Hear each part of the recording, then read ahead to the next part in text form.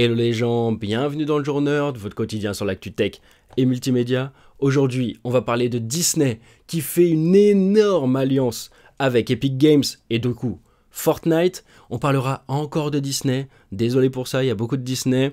Avec Disney Plus qui est un petit peu en galère et qu'est-ce qu'ils vont faire pour y remédier. Et on finira avec Knuckles, le trailer de la série Paramount Plus spin-off des films Sonic. Allez, qu'elle soit bonne ou mauvaise, c'est parti pour l'info.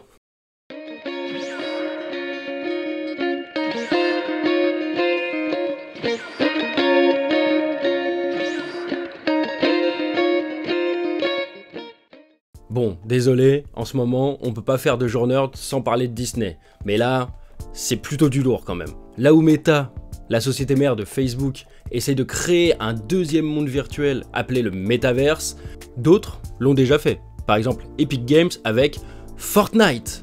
Bah ouais, franchement, c'est un Metaverse. Hein. Bon, ok, il n'y a pas de réalité virtuelle, en tout cas, pas pour le moment, mais il y a des communautés, il y a des concerts, il y a des avant-premières de films, il y a des premières mondiales de bande-annonce ou je sais pas quoi. Aujourd'hui, c'est quand même ce qui ressemble le plus au Metaverse qui était souhaité par Mark Zuckerberg. En vrai, Epic Games, ils ont vraiment bien géré. Epic Games, c'est la maison mère de Fortnite. Ils ont réussi à vraiment fédérer la communauté en les abreuvant de contenu assez régulièrement. Et évidemment, quand on parle de contenu, ça intéresse un géant du divertissement, Disney. Et même ça intéresse fortement, puisque Epic et Disney viennent d'annoncer un énorme partenariat.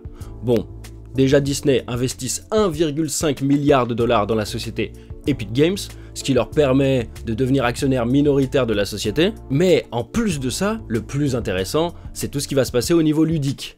Disney va créer dans le monde de Fortnite tout un univers Disney. Du coup, il y aura du Avatar, du Marvel, du Indiana Jones, du Pixar, du Disney Animation et bien sûr, du Star Wars. C'est vraiment comme un Disneyland virtuel en fait. Les mots d'ordre, c'est jouer, regarder, créer et acheter. Du coup, laisser aux joueurs la possibilité de s'accaparer l'univers Disney, de se laisser s'amuser avec toutes les licences et de façon diverses et variées. Du coup, on se voit bien faire une petite partie de Fortnite avec par exemple Iron Man, enchaîner pour aller se mater un petit Toy Story et se dire « Eh mais mon Iron Man il serait stylé avec des ailes de Buzz l'éclair !» Et du coup, aller à la boutique pour acheter les ailes de Buzz l'éclair pour son skin d'Iron Man. On va voir ce que ça peut donner. Mais après, si Disney ils veulent aller encore plus loin dans le délire, ça serait cool de pouvoir y trouver tout le contenu de Disney en général. Ce serait un énorme hub pour tout le contenu Disney. On n'a pas encore tous les détails, mais en vrai, ça risque de se faire. Allumer son Fortnite pour lancer un Jedi Fallen Order qui n'a rien à voir avec Epic Games, mais qui est du contenu Disney. Et après, je sais pas, aller dans le monde Reine des Neiges pour aller regarder le film Reine des Neiges, ce genre de truc. Moi, ça me chauffe bien. A noter que c'est évidemment pas le premier rapprochement entre Epic et Disney. Il y a des personnages qui sont tirés de Star Wars ou de Marvel qui sont déjà beaucoup apparus dans Fortnite, mais même dans le côté création audiovisuelle, par exemple dans The Mandalorian, ils utilisent le fameux The Volume, c'est le sort de plateau de tournage entouré d'écrans et qui change de décor. En fait, le décor du fond il change en temps réel. Bah, sans Epic Games et l'Unreal Engine, donc l'Unreal Engine c'est le moteur graphique créé par les équipes de Epic pour créer les jeux vidéo. Bah sans ça, ça pourrait pas exister parce que c'est ce moteur là qui permet de faire le rendu en temps réel des décors à l'arrière du Mandalorian.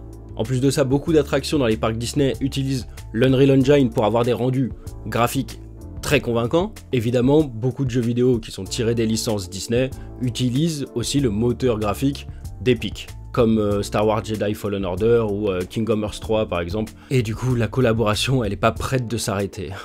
Et c'est une bonne chose qu'ils se bougent un petit peu là, Disney, parce que hier on a parlé de leurs difficultés dans le monde du cinéma, et là on va parler de leurs difficultés dans le monde du streaming. Au dernier trimestre 2023, Disney Plus a perdu 1,3 million d'abonnés. C'est un timing qui coïncide à peu près avec le changement de la grille tarifaire. Ces changements, ils impliquaient une augmentation du prix de l'abonnement 4K. Avant, il y avait un abonnement unique, 8,99€ par mois, 4K, 4 écrans, et c'est tout. Là, on a vu l'augmentation du prix de l'abonnement 4K, donc on est passé à 11,99€, l'ajout d'un abonnement avec des pubs à 5,99€ par mois et seulement en Full HD, et un autre abonnement à 8,99€ par mois en Full HD avec 2 écrans, et sans pub bien sûr quand même. Pour remédier à la baisse, qu'est-ce qu'ils ont fait dans l'immédiat?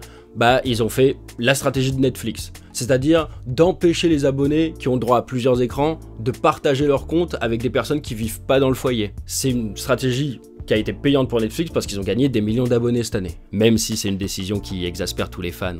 Bon, du coup, ils font vraiment tout comme Netflix. Parce que comme Netflix, si vous voulez ajouter un utilisateur qui vit hors de votre foyer à votre abonnement, bah ce sera 5,99€ supplémentaires. Cette réforme, elle est déjà mise en place depuis novembre 2023 au Canada et ça s'étendra aux États-Unis en mars 2024. Pas encore d'infos pour la France, on espère que ça arrivera jamais. Je voudrais faire mon petit mea culpa pour ces derniers jours parce qu'on a parlé beaucoup de Disney, mais malheureusement dans l'actualité en début 2024, ils font plutôt la pluie et le beau temps, même si en ce moment c'est plutôt la pluie. Il y a quelques années, les premières images du film Sonic, c'était ça.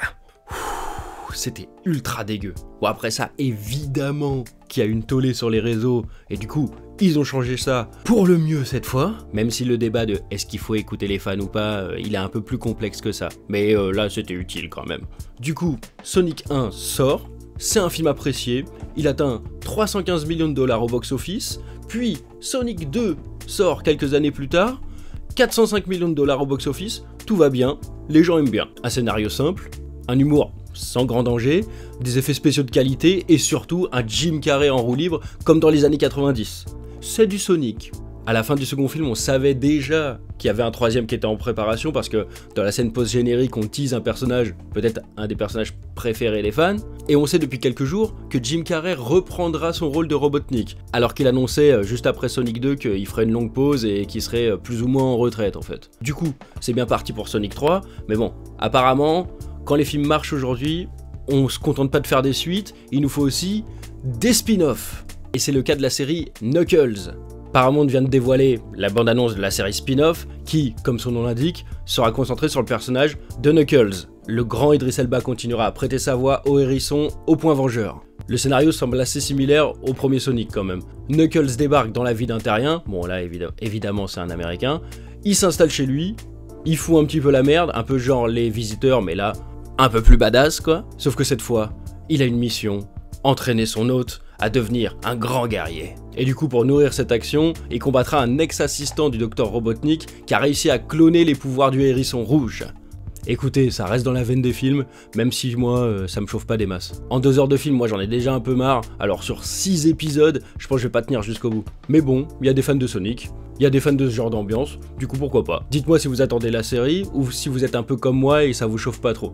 Et ça sortira le 26 avril sur Paramount+. Et voilà, c'est fini pour aujourd'hui, merci d'avoir suivi ce jour nerd jusqu'au bout. N'hésitez pas à vous abonner, donc j'ai même envie de dire, abonnez-vous pour ne rater aucune info. N'hésitez pas à regarder les anciennes vidéos. Je vous dis bon week-end et à lundi.